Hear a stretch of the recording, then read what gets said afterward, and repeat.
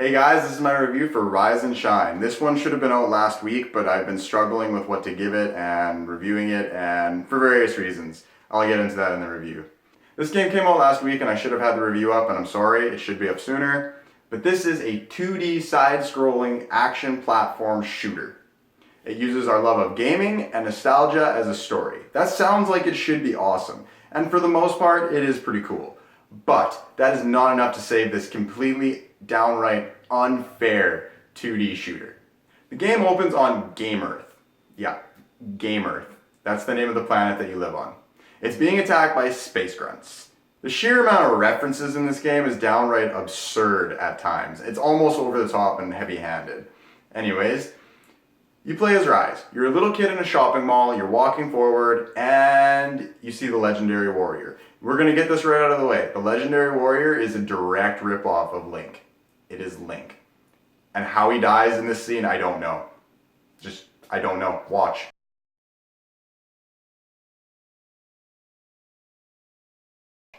So upon his death, he gives you the gun Shine. It is a talking gun, and he also explains to you that the guides are going to guide you along your quest. It's basically meta saying that you're the guide controlling the character, helping him through the world. He also explains that Shine gives you infinite respawns. So anytime you die, you can respawn and continue on from where you are. Which in my opinion makes no sense, because when you die in the game, you start at the beginning of the area with nothing that you've done counting. That doesn't make sense to me. I don't know if it makes sense to you, but it doesn't make sense to me. Honestly, I mean, the story is cliched and it's so heavy-handed sometimes. It's absurd. In my opinion, a reference should be poking fun. It should be clever. It should be witty. It shouldn't just be smashing you over the head with it. Hey, we're referencing this and we're doing this from this game. Do you remember this? This was cool, right?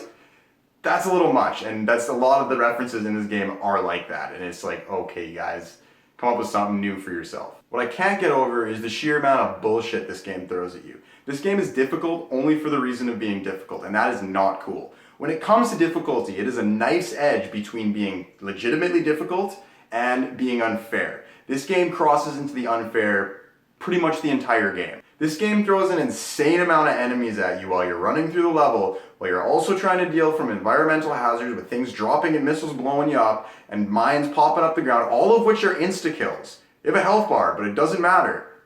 They're all insta-kills. They will kill you in one shot. And all these environmental things come while you're fighting and dealing with the enemies. You have no unless you have prior knowledge about what's going on, you don't know that they're coming at you. You get forced into situations where you're expected to die in order to continue.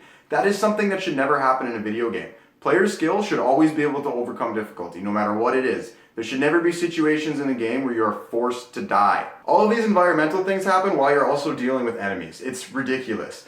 And when you kill an enemy, most of them shoot revenge bullets at you like something straight out of Resogun on the master difficulty on PlayStation 4. This is the base difficulty. There is only one difficulty. And they don't just shoot one bullet at you, they shoot 3, pinpoint at you, every time you kill one of the robots. So you shoot him and he's like, oh hey, eat these 3 bullets. And one of them is probably going to hit you. And I mean, you have a health bar, but it doesn't matter. The vast majority of enemies can just kill you in one hit. The only thing that's not going to kill you in one hit is a projectile. But chances are, you're going to get hit by 2 at the same time, so it doesn't even matter. You're probably going to die. This game basically forces you to die in situations. You get placed in situations that you need to go through multiple times in order to figure out the right way to get through. In my personal opinion, you should never be forced or required to die in order to get through a situation in a video game. That has ruined a lot of games. I should never be forced into a catch-22 where I'm going to die one way or another and I need to restart so I have the prior knowledge to be able to get through an area. Player skill should always trump difficulty. There should always be a way to make it through an area without having to retry it 2, 3, 4, 5, 6, 7, 8 times just so that you learn memorization of things. Dark Souls is a perfect example. Yes, learning where enemies are and memorization is important, but there are people that can beat the goddamn game without dying. I would love to see anybody beat this game without dying just because of the bullshit in this game. They do add some puzzle solving into it, which I honestly didn't mind. You have a bullet that you shoot and you can remote control it through these little areas. And some of the areas are pretty cool. Like you have to go through an area and there's turrets shooting at your bullets, so you have to do kind of like a bullet hell thing in order to hit a switch up at the top. That's cool. I like that. But then they take those things and they put them in a boss battle where it's timed. and the aiming is not good enough for you to be able to line up the shot properly. The first boss is a perfect example. He's a giant robot with a reactor on his back. You take down his health bar, a reactor pops up from his back. Cool. Now you have to use this guided bullet to shoot that back reactor. It makes sense, except the perspective of it makes it so hard to hit it. It took me 10 tries to beat it just because I couldn't line that shot up because it's hard. That's why they give you a laser scope literally like the beginning of the game, because it's hard to hit things in this game.